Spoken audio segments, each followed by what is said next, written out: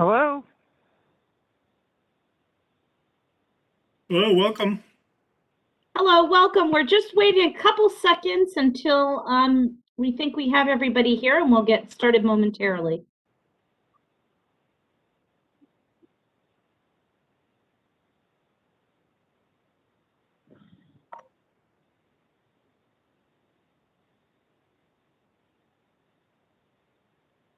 You think we're good, Mark?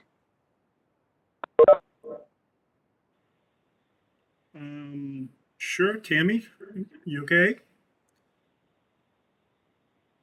We give it another minute, or are we good? Yeah, let's wait till 2:05 and then we'll get started. Thanks. Got it.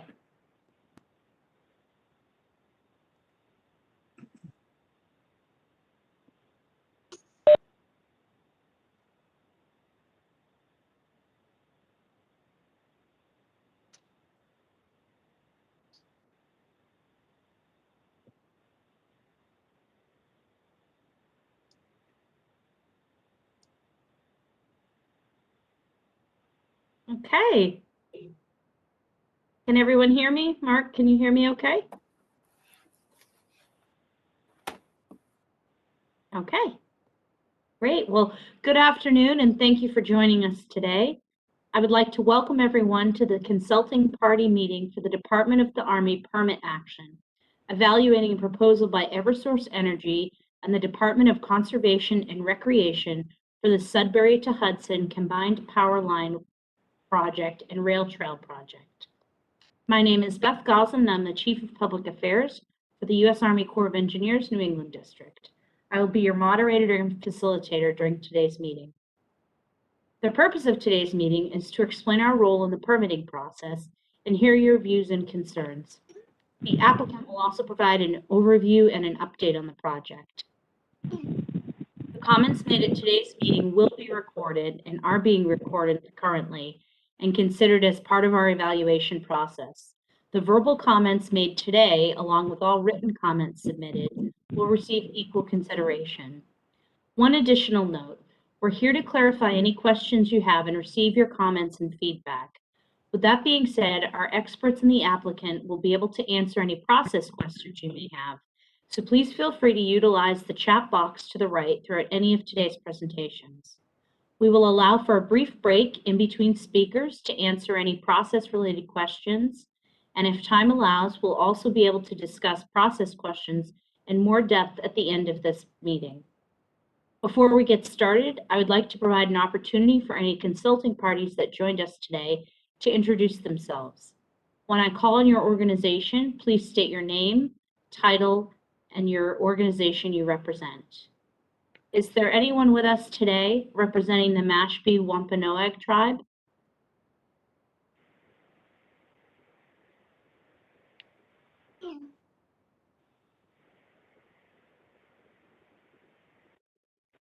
Okay. Is there anybody there with us today that's representing the Wampanoag tribe of Gayhead Aquina?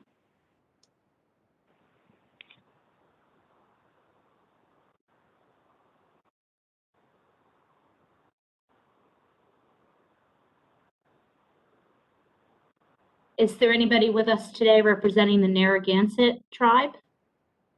Yes. Welcome. And what is your name, please? Cora Purse, Principal Field Investigator. Great, thank you and welcome. Is there anybody from the Massachusetts Historical Commission joining us today?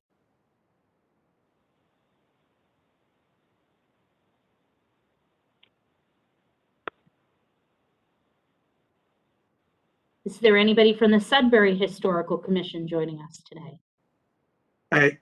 Yes, can you hear me? Yes. So this is Chris Hager. I'm chair of the Sudbury Historical Commission. And I believe we have 2 or 3 other members. Do you need them to identify themselves?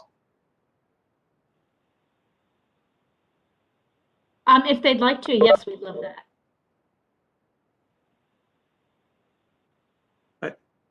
I can see their names. I can't see if they're on video or not. Okay. See, this is Catherine McGrath. I'm with the Sudbury Historical Commission. Great, thank you, welcome. Chris Durall, Sudbury Historical Commission. Thank you. Jan Costa, I'm also with the Sudbury Historical Commission. Welcome. Thank you. Okay, and is there anybody on the line with us today from the Hudson Historical Commission? Yeah, hello, my name is Peter Breton, and I'm the chair for the Hudson Historical Commission. Thank you and welcome. And is there anybody else additional that I haven't called on that would like to introduce themselves?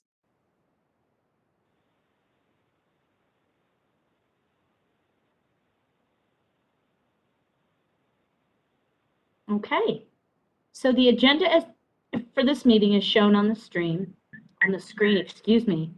At this time, I will introduce the USACE attendees. Tammy Turley, Chief of the Regulatory Division. Paul Manacia, Regulatory Branch Chief for Massachusetts. Caitlin Rainville, Regulatory Project Manager. And Mark Paiva, District Archaeologist and Tribal Liaison. We also have Julie Byers from our Office of Counsel on the phone. At this time, I'd like to ask Tammy to begin today's meeting. Tammy will discuss the regulatory authorities that the U.S. Army Corps of Engineers follows. She will then provide an overview of the USACE regulatory evaluation process. Tammy? Thanks, Beth. Can you hear me okay? Yes, loud and clear. Thank you. Okay. Sure. Thanks so much. Hi again, and welcome to our consulting parties meeting. Again, my name is Tammy Turley. I'm the Regulatory Division Chief for the New England District. As you likely know, the U.S. Army Corps of Engineers regulatory program is primarily administered under two laws, Section 10 of the Rivers and Harbors, and what you're most likely more familiar with is Section 404 of the Clean Water Act, and that's where we require a permit for any discharge of dredged or fill material into waters of the U.S. As you heard Beth speak to, the purpose of today's meeting is to provide clarity to our evaluation process and gain any remaining views of the consulting parties. So we very much appreciate your time today. You may have likely noticed from our updates to many documents that we provided to you in February, many of your reviews, requests for clarity, and questions were reflected in those updated documents. And those are the Historic Properties Avoidance and Protection Plan, the Post-Review Discoveries Plan, and the revised Memorandum of Agreement. We would like to hear any remaining questions today and provide clarity to any of the items you'd like to hear more about. We have representatives from the applicant here today to answer any questions, and we would really like to further explain any processes that you'd like to hear about. As a reminder, the core regulatory program is neither an opponent nor a proponent for any proposed activity, and we're not here to defend any proposal. We are a neutral party evaluating a proposal to impact waters of the U.S. Again, we very much appreciate your time today and your input into the process, and I will turn it back to Beth now.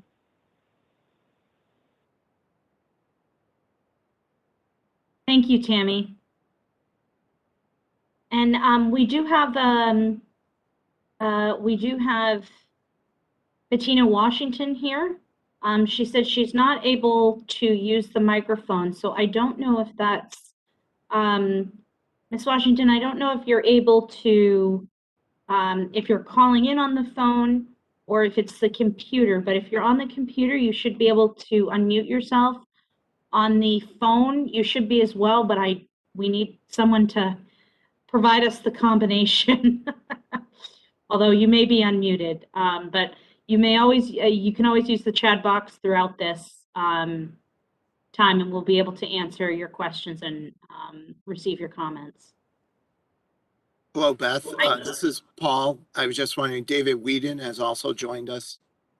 Excellent. Thank you very much. Okay, and at this time, I'd like to introduce Paul Manacia, who will provide his role in the process.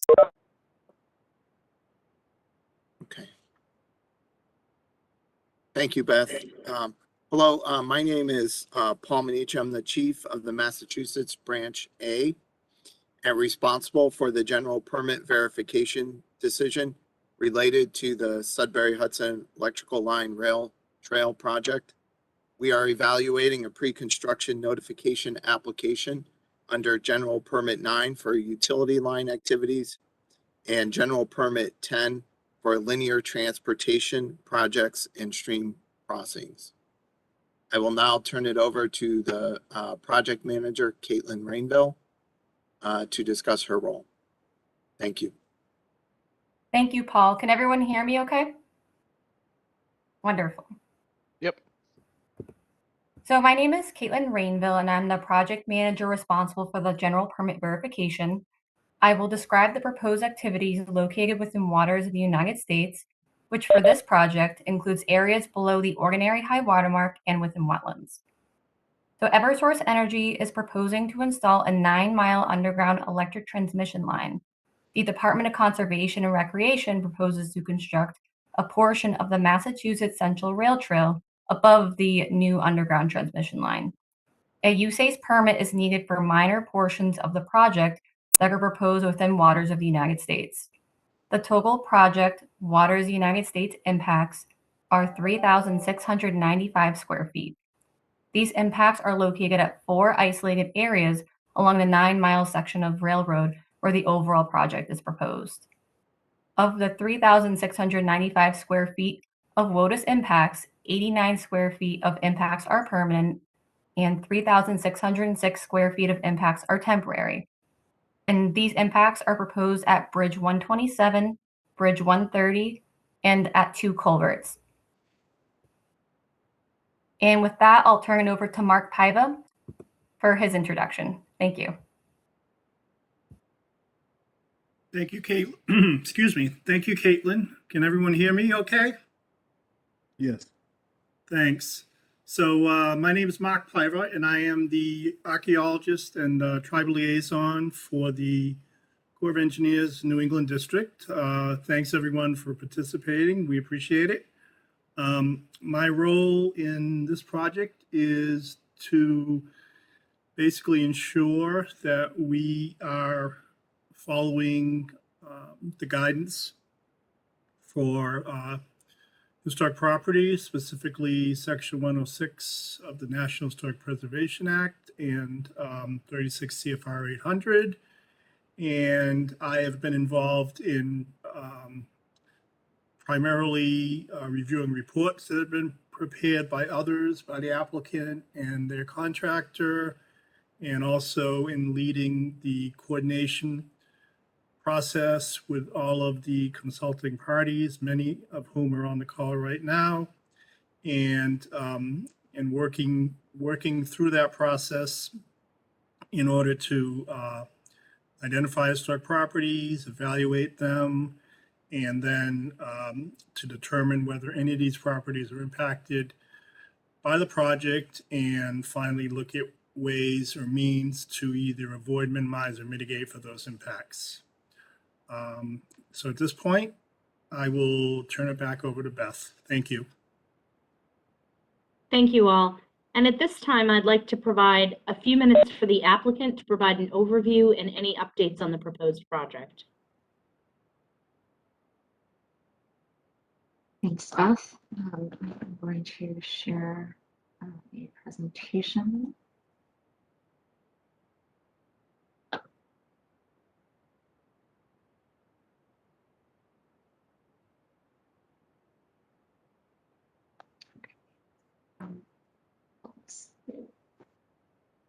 Is everyone able to see that? Great.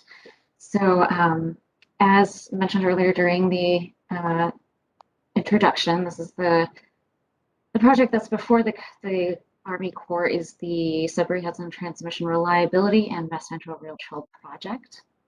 It is being put forth by DCR and Eversource.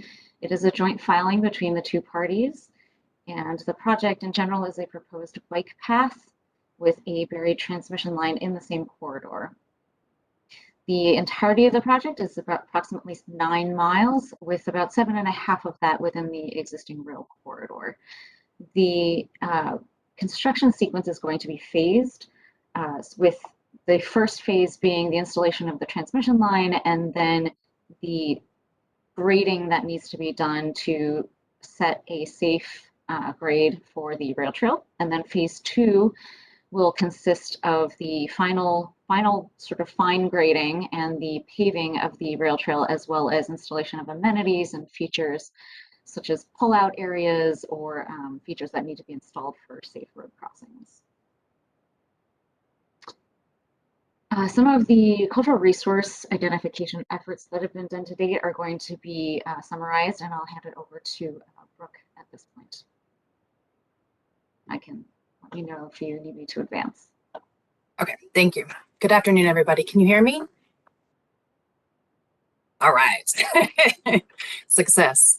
So for those who don't know me, my name is Brooke Henley-Nyman. I am the Cultural Resources Program Administrator for Eversource Energy.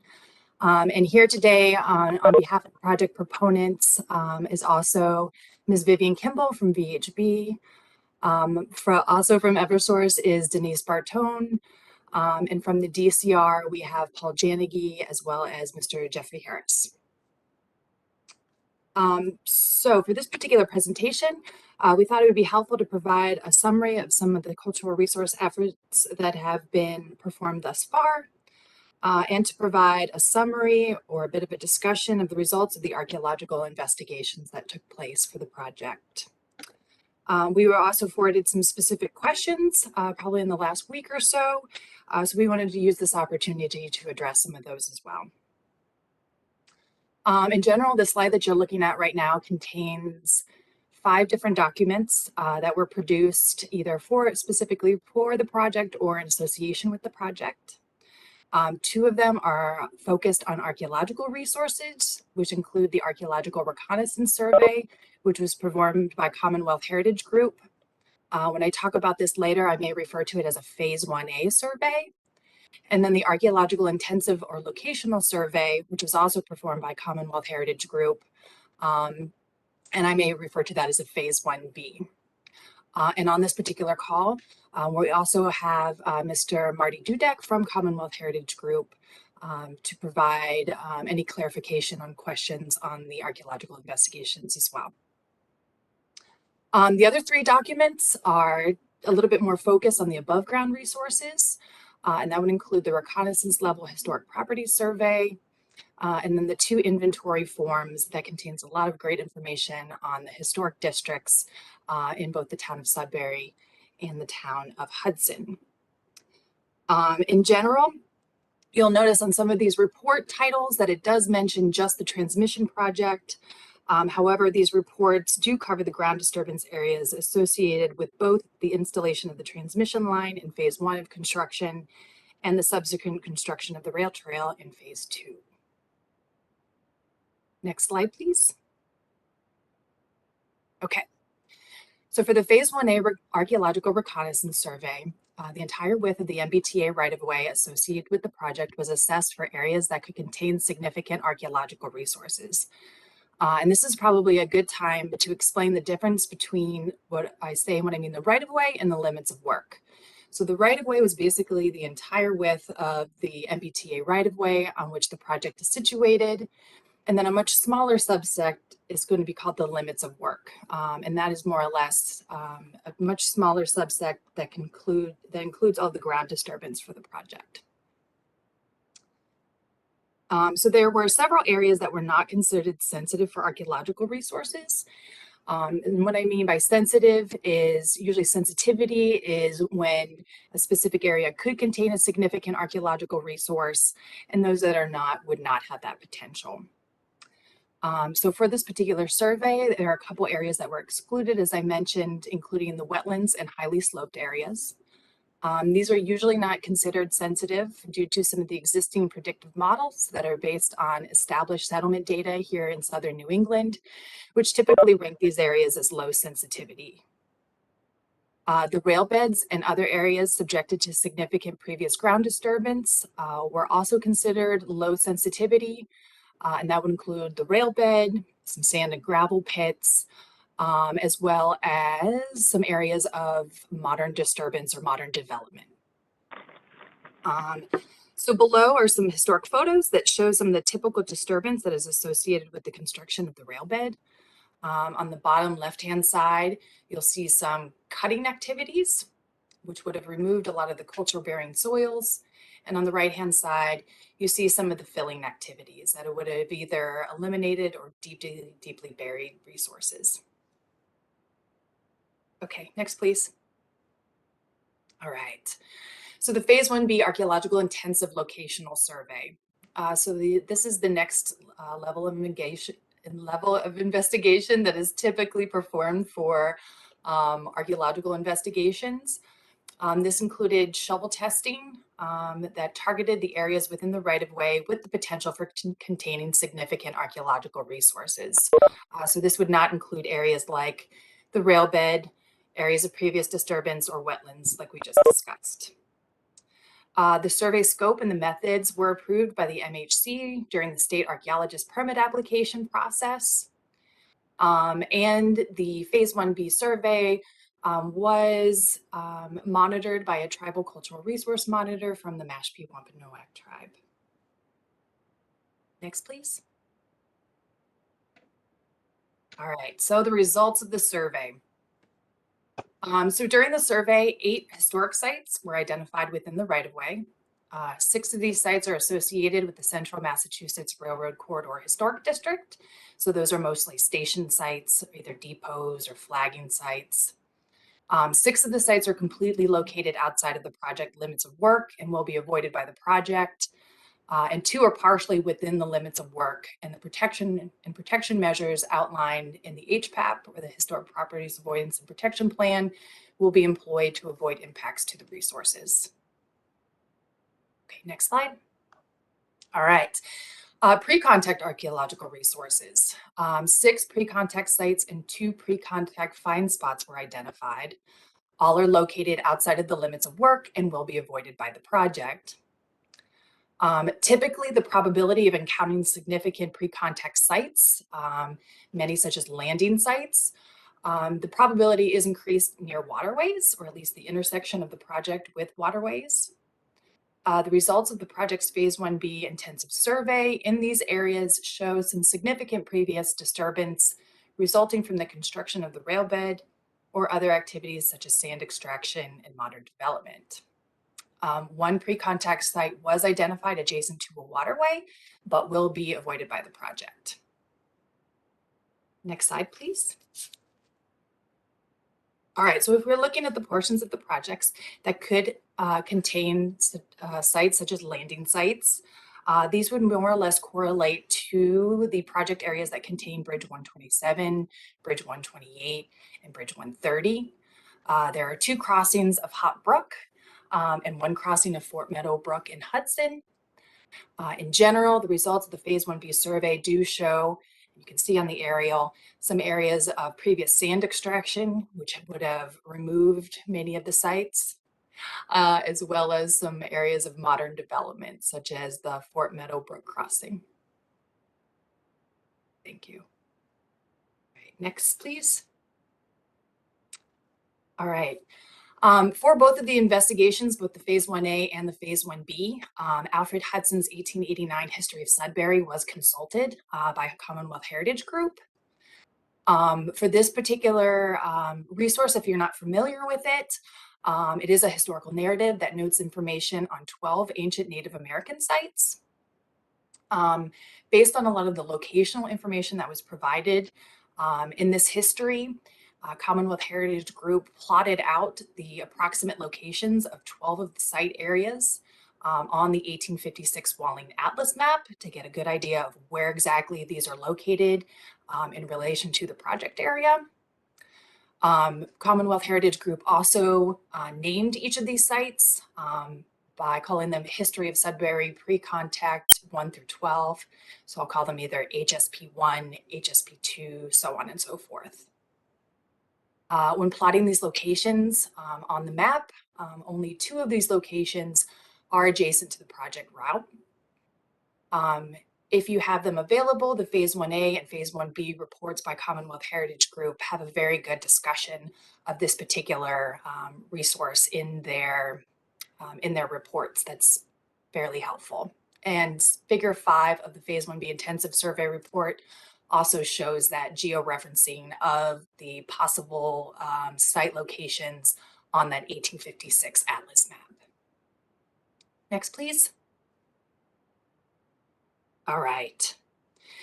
So Hudson's 1889 history of Sudbury showed that there could have been 2 sites near the project route. Those were referred to as HSP2 and HSP5. And there's a little bit more information here on the slide that I won't read for you, but is available. However, during the Phase 1B survey, no evidence of these resources were uncovered in the Phase 1B field effort. Okay, thank you. Next.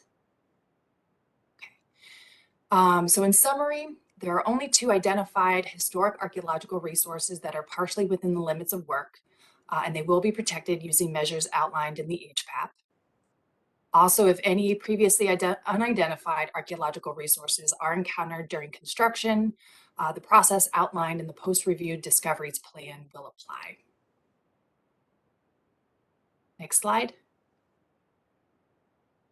And that's all I have. Thank you. Sure, I'll take back over and just give an overview of the updates that have occurred since our last consultation meeting on September 28th of last year. So on October 25th, we did receive, well, the Corps received, and we were copied on, a comment letter from the Sudbury Historic Commission.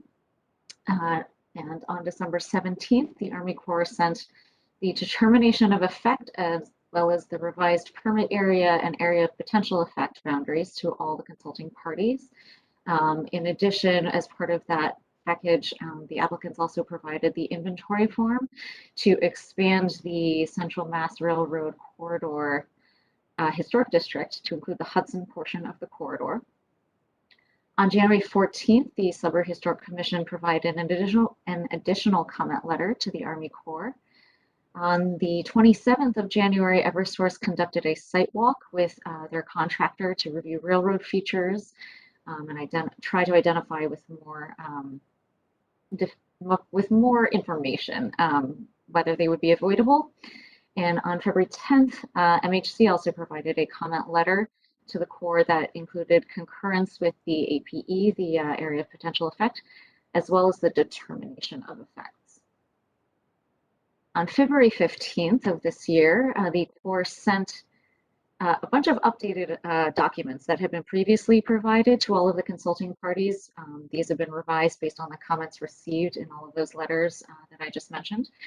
So this included the revised MOA, the Memorandum of Agreement, as well as a response document to Sudbury Historic's comments that were provided in their prior letters. This package also included an updated Historic Properties Avoidance and Protection Plan, or HPAP. There was also an updated post-review discoveries plan, updated project plans for both phases of the project, as well as an updated chart of all the identified impacts to features of the Railroad Historic District based on some of that input that we received from the contractor. The package also included the MOA, as I mentioned. There were some revisions made based on feedback and introduced a few additional mitigation measures, and that included the updated inventory forms for bridges 127, 128, and 130, Hair level 2 documentation of bridges 127 and 128, as well as Habs Hair photo documentation of bridge 130. And at this point, if Jeffrey Harris is available to discuss the interpretive panels, I will hand it over to him. Hey, Vivian, this is Paul Janegy from Paul, DCR. that's right. I actually think I'm going to be just covering this a little bit. So as part of the mitigation here, we're proposing to install some 24 by 36 interpretive panels of style consistent with DCR's interpretive waysides. This would include a panel describing the bridges, 127, 128, and 30, that would be located at each of the bridges. Also a panel at the Diamond Junction that would describe the Diamond Junction and the intersection of the 2 railroad corridors at that location, and a third panel to describe the general features of the Massachusetts Historic Railroad Corridor and and the historic district. All of those would be in consultation with local historic commissions as desired. Next slide. In addition, we have proposed to install what we're calling feature markers. These would be small signs to identify some of the specific railroad features, such as whistle posts and rail rests. These would be simple signs just to tell folks what they are. Also is proposed rehabilitation of Bridge 128. And we're also proposing to install granite, what we're calling station markers at each of the railroad stations, just to note that those were historic station areas. And then we will be retaining two different sections. We'll be retaining some sections of sidetrack, as well as providing one pair each of two different lengths of tracks to the Sudbury Historic Commission for their display where they wish to. And as I think I previously noted, we will be retaining and highlighting the diamond feature in a roundabout wayside also on the corridor. Next slide. So in some of the responses to the comments from the Sudbury Historical Commission, just some of the items that were covered in those responses that addressed the comments from both letters dated October 25th, as well as the January 14th letter. It did confirm DCR's role as a co-applicant in the process. It provided information about the alternatives for the work proposed at the bridges, as well as additional information for the work that's proposed for the Diamond Junction, as Paul just mentioned, and some of the distant approach signals and battery wells, telegraph poles, and the culverts. There was some clarification regarding the timing of the removal and resetting of features and the confirmation of the eligibility of these contributing resources.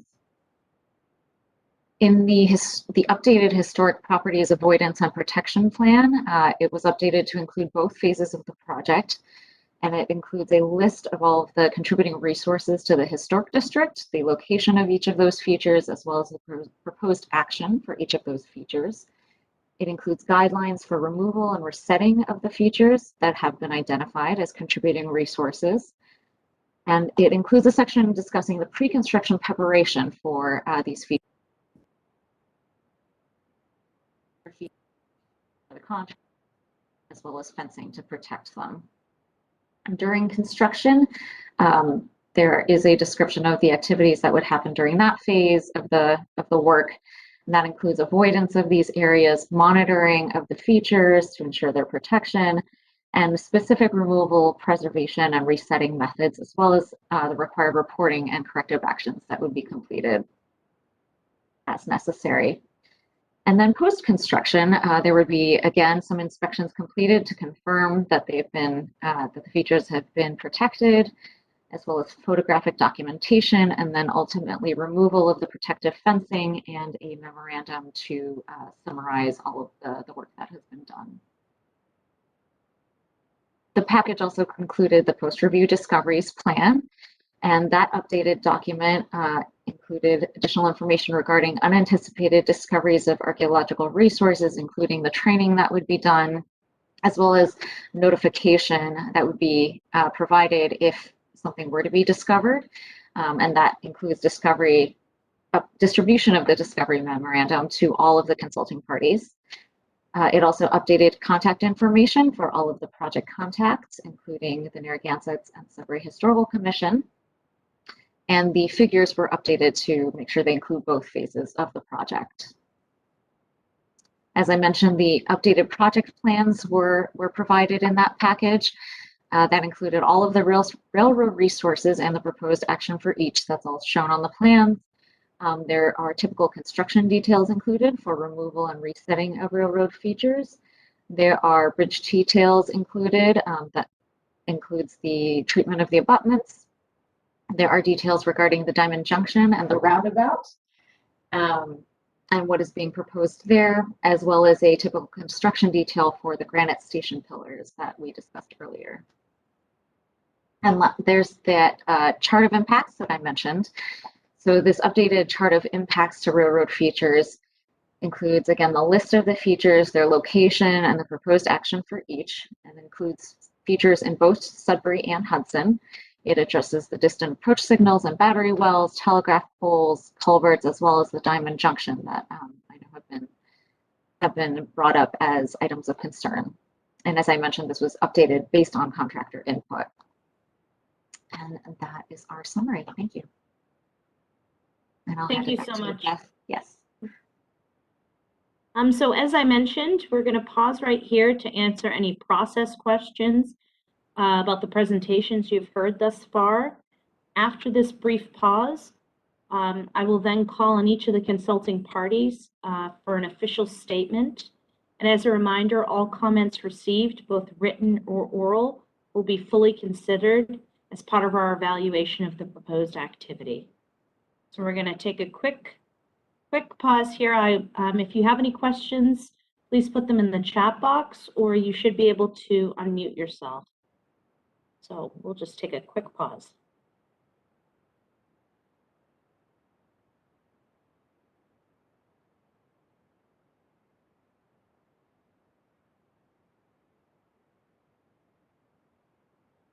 Okay. And as a reminder, if we'll have time at the end of the session as well if something comes along, or if it's your turn to speak, you're obviously welcome to ask a question or provide a comment at that time. So as a reminder, this meeting is being recorded to ensure the accuracy of your comments for the record. The record will remain open and written comments may be submitted today or verbally by mail, email until March 17th. When making a statement, please state your name and the interest you represent. I'll now ask the Mashpee Wampanoag tribe if they have any statements or comments.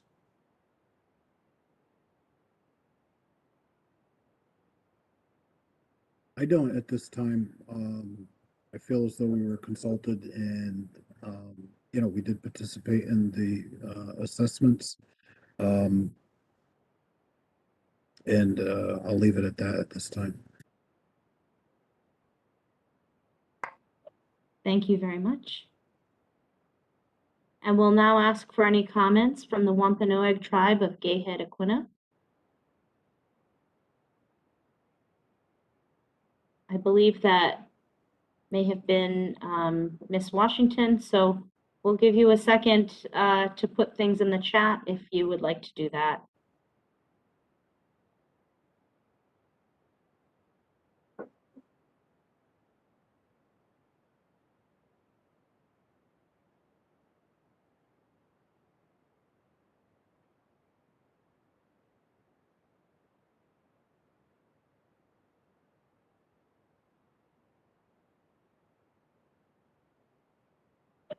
Okay, seeing no questions, thank you.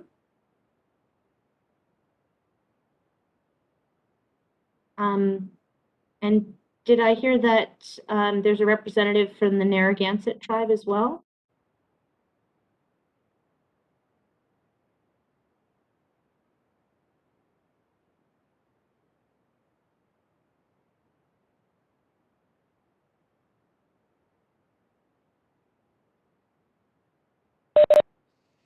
Beth, it sounds like she was having issues with her phone, I believe. Okay. Okay. All right. Then we will continue, but again, we can circle back. We'll now hear any comments from the Massachusetts Historical Commission. I don't know if anybody came on the line or not. I don't see anyone representing MHC, Beth. Okay. Then I do know we have folks from the Sudbury Historical Commission. So we'll go there next, please. Hi, this is Chris Hager, Chair of the Sudbury Historical Commission. Thank you for inviting us to this all parties consulting meeting. We met last evening, and we are putting together a fair number of written responses, which we understand we need to get them to you by tomorrow. I think we felt challenged and frustrated in a way by the time frame in the last month. As you've indicated, we've been given a lot of updated material in mid-February. Our first meeting to review the material was last evening. We are generating a lot of comments, but we feel that we really should have been given more time to do this. We do want a consultation meeting with you, but we wanted to get these written comments in.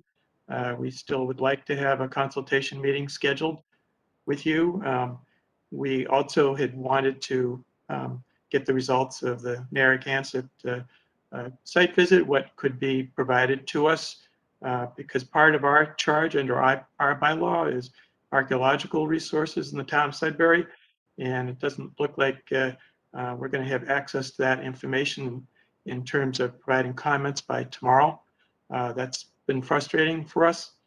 It's not quite clear to us why there's such a big rush right now this month to get this all wrapped up when we've been given so much information a few weeks ago, and we just met last night to go through it all.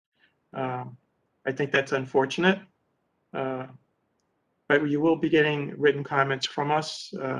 We have proposed changes to the MOA. You'll see changes that we have suggested in that document, as well as addressing other comments and information you provided us a few weeks ago. I think in terms of the big picture, we're still disappointed about the destruction of the historic Bridge 127. We all think that's a pretty tragic thing, and we've never really been given an exhaustive engineering evaluation of alternatives to destruction of that historic resource, which is disappointing. We believe the other impacts to some of the major items along this railroad pathway include the railroad section house. We feel that once the railroad tracks and the road bed are taken and removed from that, it really loses its context. You showed a photo a few minutes ago of the railroad section house with the tracks right in front of it. And once those tracks disappear, it really loses the whole context of what that structure is all about. Inside that structure is housed one of the original maintenance cars that would be just pushed out of that building onto the tracks to maintain the tracks. So it really kind of loses it. We had hoped that there'd be a way to move the construction, the rail trail around the section house, so some tracks could be left in front of it. Obviously, that's not happening. We have a concern with the diamond, which we've expressed at some of our meetings with the DCR. The diamond that exists in Concord along the Bruce Freeman Rail Trail, if you take a look at that, it's hardly noticeable because they used very short tracks when they reconstructed that. We're hoping that the applicants here will use a very different design to more fully accent that diamond. It's a really historical feature in the town of Sudbury. It's not clear to us who's going to be removing that, where it's going to be placed, and where it's going to be, and who's going to be putting it back. And a lot more detail, I think, and discussion is really needed on the diamond. Bridge 128, you will see in our comments that we would like to have a public viewing area as part of that design, so that the public can actually see the plate girders, which are really the major design material and part of that bridge. Right now, it appears that no one's going to be able to see those features, and that's going to be in our written comments to you. We also feel that the granite blocks that you're going to be removing from Bridge 128 should be left in view for the public to actually see and interpret it. And in our comments, you'll also see that for Bridge 127, we suggested that the plate girders of that bridge should be removed after it's taken apart and put onto a public viewing along the proposed rail trail. So I think you'll see these comments. I think there's still work that needs to be done. We also, you'll see in our written comments that we propose that additional pieces of the rail be provided and actually permanently attached to 2 sets of the rail rests that are along the rail corridor to better define the rails. Because once all the rails go, it loses the whole context. So we propose that some sections of rail be put and permanently attached to 2 sets of the 3 rail rests that exist along the rail corridor. Let me just see if there's any other notes here. I think that's it. We look forward to a consultation meeting with you and further dialogue with you. You will be getting all our comments either later today or first thing in the morning. And we also would like to see that you have the site visit by the Narragansett tribe scheduled as soon as possible, and what results can be provided to us is provided to us. Thank you. Thank you. Tammy, would you like to address anything? Oh, yeah, I first just wanted to, oh, Mark, did you have something? Yes, we also have the Hudson Historical Commission on the line as well. Oh, right. I think Beth was asking if we wanted to address any of SHC's questions or comments. Okay, Yeah. I'm sorry. Yeah, so thank you. We appreciate your comments. And again, we hope we can provide any clarity or provide additional information where something isn't as clear as we would like it to be. So really appreciate your comments. I didn't really talk about next steps in my intro, but I'll just mention that now. After we receive our comments, we will work internally to evaluate those and then obviously work with the applicant to see which comments may be addressed and any additional revisions that may be necessary in the documents that we've talked about and the revised Memorandum of Agreement. So again, appreciate your comments. As far as the timeline of the process, so we're a neutral party. We're not a proponent or an opponent of the project, but we are tasked with leading the Section 106 review process. So many of the timelines you'll see in the 800 regulations rely on a 30-day review period or providing consulting parties with 30 days. And so we try to stick to that so we can move the process. Again, we are responsible for that process, so we're providing that to keep an exchange of information moving. So we do appreciate you meeting yesterday and gathering to provide us comments, and we look forward to receiving those in writing. So thanks. Okay, and again, if we would like to have a consultation meeting with you after you've had a chance to review our comments. We do want to continue that dialogue. So if that's possible, we would appreciate that. Thanks. And again, we'll take a look at your comments. And would any further meeting have to be on that schedule of a monthly? I understand you meet monthly and you only have limited opportunities to meet. Would any consultation meeting have to occur on that monthly schedule? No, I think we would try and work with you on that. Okay. Again, we want to give you time to look at our comments. If it's accessible to us, we'd like to look at the results of the site visit by the Narragansetts.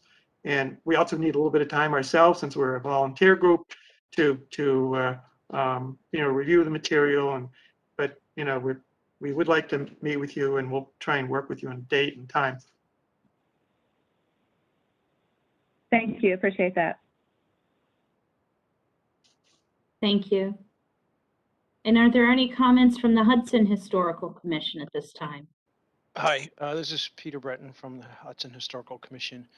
I did receive the documents and we have gone over them.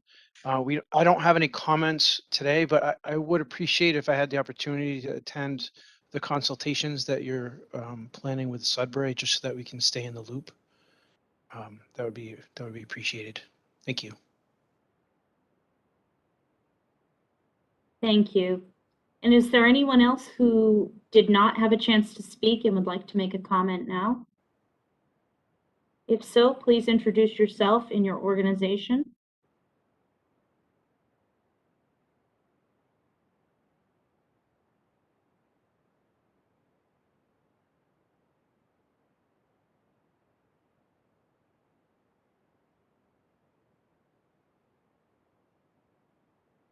Okay, seeing none, I'll now ask our regulatory chief, Tammy Turley, to provide closing comments. Hi, thanks again. I really want to tell everyone how much we appreciate your time. I know a lot of you have very limited resources, especially the tribes, so we do appreciate your input and participation in the process.